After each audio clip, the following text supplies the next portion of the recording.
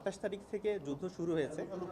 28 তারিখের পূর্বে এই জাহাজগুলো হরমুজ প্রণালী পার করেছে। ইসরায়েল যুক্তরাষ্ট্রের সঙ্গে ইরানের যুদ্ধ শুরুর আগে হরমুজ প্রণালী পেরিয়ে আসা জ্বালানি তেলবাহী 7টি জাহাজ চট্টগ্রাম বন্দরে পৌঁছেছে।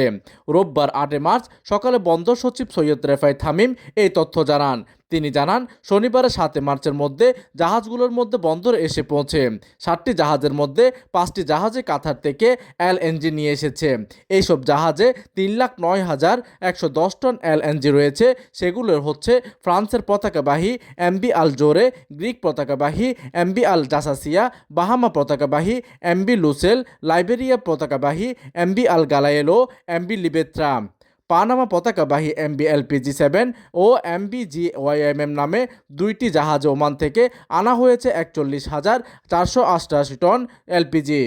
এছাড়াও এমবিবে ইয়াসু জাহাজে ইউএ থেকে আনা পলিয়েস্টার ফাইবার, রেজিন সহ বিভিন্ন পণ্য তৈরির কাঁচামাল, মনো ইথিলিন গ্লাইকল MEG রয়েছে।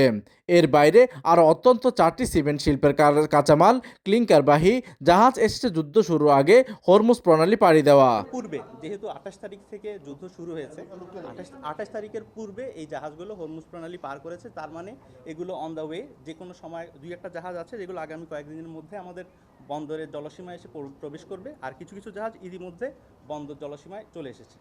মধ্যপ্রাচ্য যুদ্ধের কারণে বিশ্ববাজারে জ্বালানি তেলের সরবরাহ কমে যাওয়ার আশঙ্কায় গত শুক্রবার জ্বালানি তেল বিক্রির সীমা নির্ধারণ করেছে বাংলাদেশ পেট্রোলিয়াম কর্পোরেশন BPC। প্রতিনিধির তথ্য ও পাঠানো চিত্রে ডেস্ক নিউজ, দিগন্তের বার্তা 24, চট্টগ্রাম।